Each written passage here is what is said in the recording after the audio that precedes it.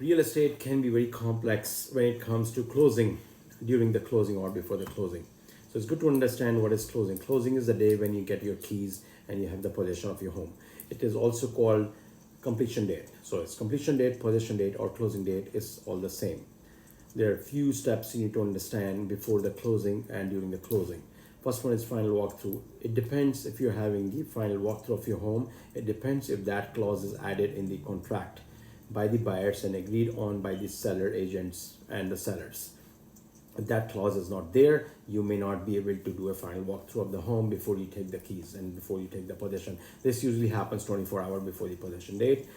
Review of closing documents. Please make sure that you do your own due diligence. Also read the closing documents before you go and sign them with the lawyer, so that you know what you agreed on is all in the closing documents. Understanding closing cost.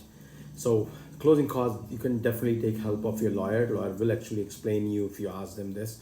So is it a loan fees, there's a appraisal, there's a title insurance, escrow fees, taxes, homeowner insurances. These are also closing costs. It can vary. People usually take this 1 to 2% depending on which province, which state are you in.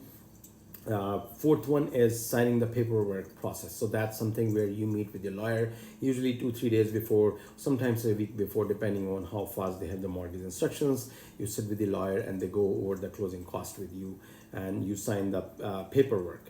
Transfer of funds. This usually happens right after you sign the paperwork with the lawyer. It actually mostly happens on the possession date, where your lawyer, the buyer's lawyer, receive the funds from the lender, which are transferred to the seller lawyer. And as soon as these funds are transferred, keys are released. And that is the sixth step again, which is receiving of the keys. On the day of possession, you receive the keys. When the funds are transferred to the seller lawyer confirms to the buyer lawyer, yes, I've received the funds, now we are releasing the keys. And that's when the seller agent usually calls the buyer agent and say, hey, you know what, funds have been received, you can now grab the keys from the brokerage or wherever they are located. Seventh one is recording the deed. That's the final step. After you take a possession, the title or escrow company records the new deed with local government. That means the title now transfers on your name and you are the owner. You become the owner on the day of possession, obviously, but then the title transfer can take few weeks, sometimes few days, depending on how much pressure is there on the city for this job. Again, key takeaway for this: when it's closing can be complex, but it's final before owning a new home. Buyers and sellers should be prepared, review documents carefully, and ask questions to ensure smooth experience and smooth transition.